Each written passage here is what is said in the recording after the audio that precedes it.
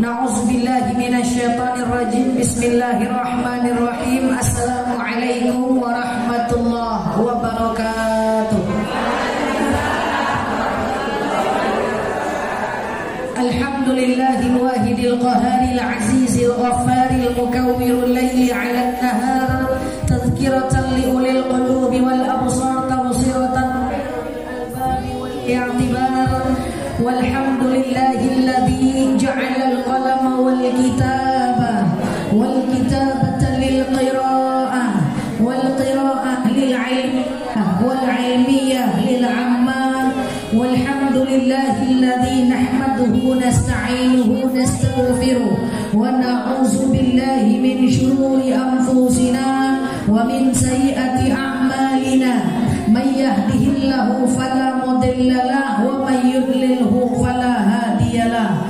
Nashhadu an la ilaha illallah, nashhadu anna Muhammadan 'abduhu wa rasuluh, la nabiyya ba'dah, amma ba'd. Kama qala Allah Ta'ala 'azza wa jalla fi kitabihil karim, na'udzu billahi minasyaitonir rajim. Bismillahirrahmanirrahim. Ya ayyatuhan nafsul mutmainnah irji'i ila rabbiki radiyatan mardiyah fadkhuli fi ibadi wadkhuli jannati al-ayah. Wa kama qala nabiyyuna Muhammad ibn Abdillah, man salaka tariqan yaltamisu fihi ilman sahalallahu bihi tariqan ila al-jannah. Al-hadis sadaqallahul azim. Ibu Ketua Al-Fatih, ibu-ibu semuanya, tak dapat saya sebut nama ibu satu persatu, namun sama sekali tak mengurangi rasa ta'zim hormat saya kepada bapak ibu, bapak ibu. Iya juga ya. Saya ini tadi pagi ngisi bapak-bapak ibu-ibu, jadi ibu-ibu yang saya sayangi karena Allah. Sebelum kita mulai kajian kita berdoa kepada Allah, mudah-mudahan siapapun kita yang hadir dalam majelis ini, insya Allah Allah sehatkan badan kita, Allah kuatkan jasad kita, Allah tambah ruh keimanan kita, Allah luaskan rezeki kita, Allah angkat segala masalah kita, Allah jauhkan kita dari orang-orang zalim, Allah matikan kita dalam keadaan husnul khatimah. Amin. Allahumma amin. Sehat semua Bu? Masya Allah, cantik-cantik semua ya. Insecure saya Bu Evi. Insecure ya. Ibu yang saya sayangi karena Allah, suara saya jelas ya. Kajian bulan lalu tentang apa?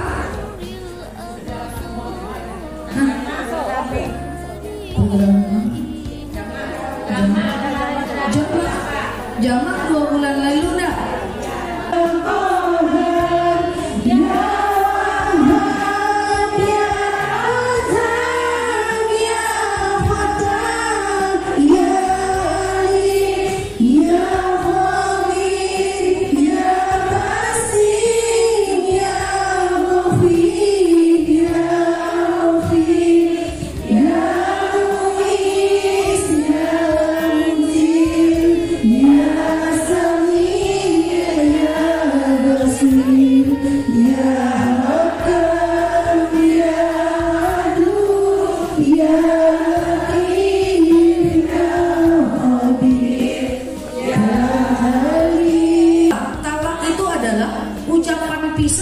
Seorang suami kepada seorang istri.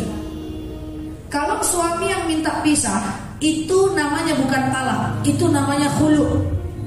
Lagi seorang istri kalau minta pisah, dia nggak bisa ngomong gitu aja, bang kita pisah bang, nggak bisa. Istri harus pergi ke pengadilan, nanti hakim yang menjatuhkan talak bagi suami. Tapi nanti sampaikan kepada suaminya, itu beda kalau talak itu dijatuhkan oleh suami. Laki-laki kalau ngomong talak itu ada 2. Yang ini penting, yang lalu biar berlalu, nanti sampaikan kepada siapapun laki-laki yang berada di dunia ini. Jadi talak itu ada 2. Yang pertama ada yang namanya talak sorry. Apa namanya? Sorry. Apa namanya? Talak sorry itu adalah talak yang ada ucapan talaknya. Contoh, ku talak kau. Maaf, ku ceraikan kau. Contoh, ku talak kamu. Ada kalimat talaknya, maka itu jatuh talak. Tapi ingat ada yang kedua, namanya talak kinayah. Apa namanya? Talak kinayah. Apa itu talak kinayah? Apa itu talak kinayah?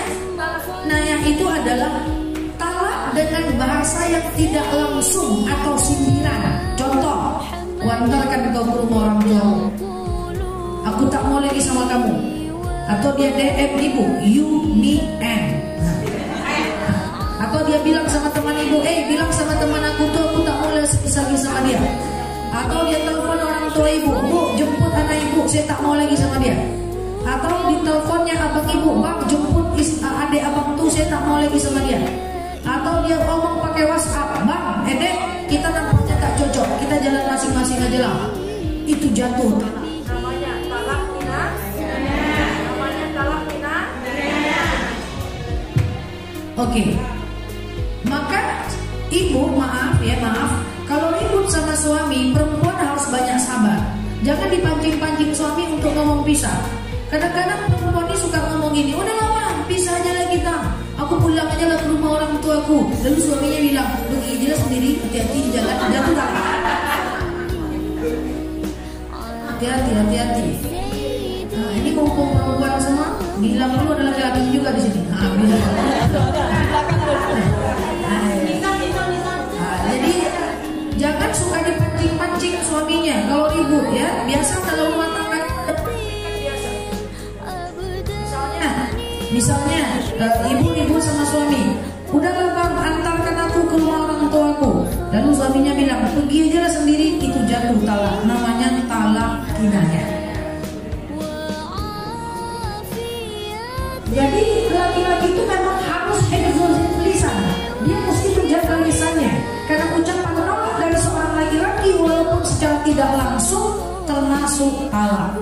Muncul pertanyaan, kenapa ustazah perempuan ngomong talak, kepala ke bawah kaki ke atas beribu-ribu kali gak jatuh talak? Kenapa kok laki-laki ngomong jatuh talak? Ya Allah ngerti dengan hambanya. Kalau omongan perempuan jatuh talak tuh 3 kali sehari ku talak tuh. Perempuan ini merajuk aja musir, jatuh ya talak ya. Jadi ibu-ibu, mic-nya mati-mati, pembahasannya susah tapi mudah-mudahan bisa dipahami ya. Oke, talak ada 2. Apa yang pertama? Talak sorry. Yang kedua? Kinayah. Talak sorry, talak yang jelas. Talak kinayah dengan bahasa sindiran atau tidak langsung, itu jatuh talak. Atau dibuangnya jilbab ibu keluar, pergi kamu situ, jatuh talak.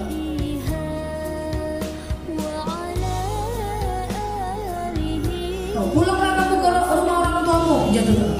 Maka mohon maaf, kalau ada ya laki-laki yang suka bertahan dan diam, banyak orang bilang gini, suami kamu tuh udah dimarahin, udah diajak berantem, tetap aja diam, itu tandanya dia lembek, itu tandanya dia nggak kuat mentalnya, tandanya dia nggak bagus. Kok dimarahin dia diam aja? Itu justru laki-laki yang beriman. Laki-laki yang diam ketika ada problem, tidak ngomong talak, itu laki-laki yang beriman, bukan laki-laki yang nggak punya harga diri. Orang kita kan suka memprovokatori, maunya kamu digitukan sama istrimu, nah ya kan?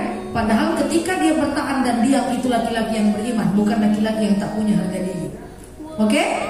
Yuk kita ambil contoh. Misalnya menikahlah laki-laki dan perempuan lajang dan bujang, barulah dia menikah kabul.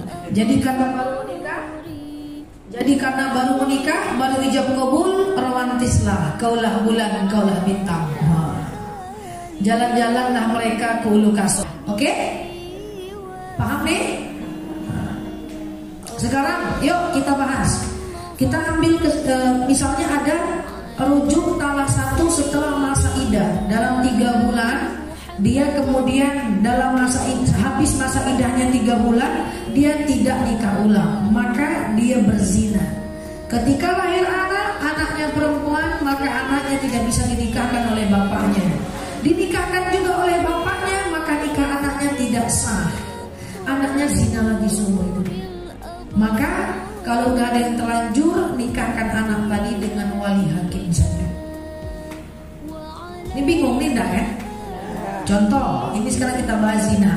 Na'udzubillah ya, tentang zina kita bahas ya. Tadi udah bab talak, sekarang bab kalau perempuan yang menggugat udah tahu, sekarang bab zina. Nauzubillah, ini cuma contoh saja.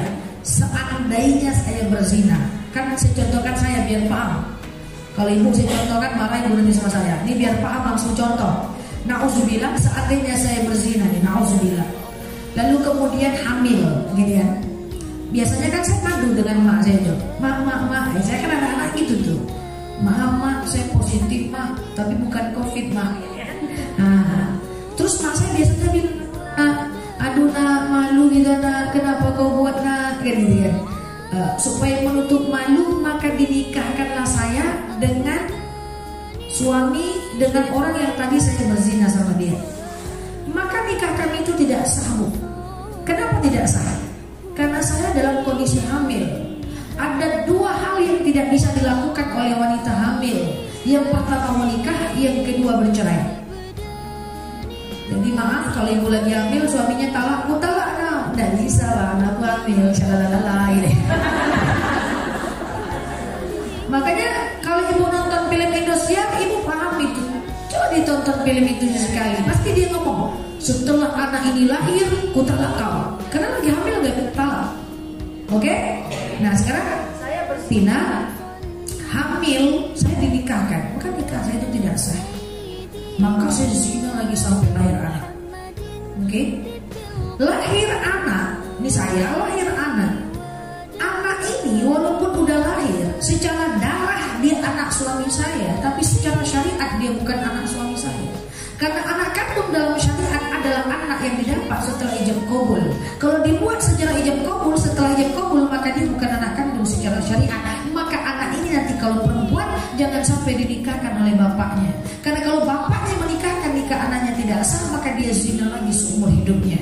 Maka anak tadi hasil zina enggak apa-apa, yang lalu biarlah berlalu, mesti dinikahkan oleh wali hakim. Lalu gimana dengan saya yang tadi nikah saya tidak sah? Maka setelah berlojot lahir anak, saya nikah ulang, biar anak kedua, ketiga, keempat tidak zina. Paham? Tidak paham.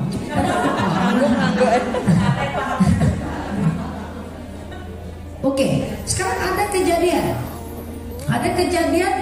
setelah lahir dia berzina, lahir anak, tidak nikah ulang. Udah 4 bulan anaknya. Maka keempat-empat ini anaknya kan belum nikah ulang. Maka ini anak hasil zina dalam ketidaktahuan mereka. Anak 4 ini udah punya anak pula. Anak 4 ini dinikahkan oleh suami saya tadi. Ini ceritanya kasusnya pura-puranya saya nih. Empat-empatnya udah dinikahkan.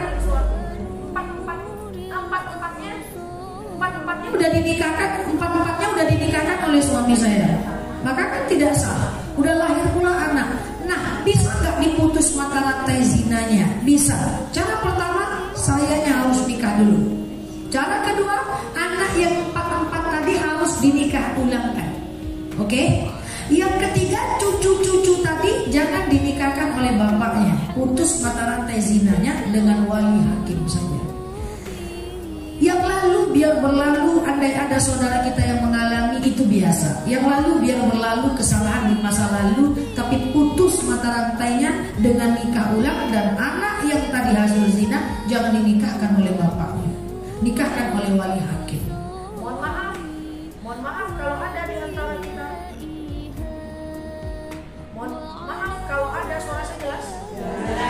Mohon maaf kalau ada di antara kita yang sudah pernah talak 2 dan rujuk gitu aja, walaupun telah habis masa idah, nanti nyampe rumah minta nikah ulang. Undang Pak Ustadz, undang wali masjid untuk nikah.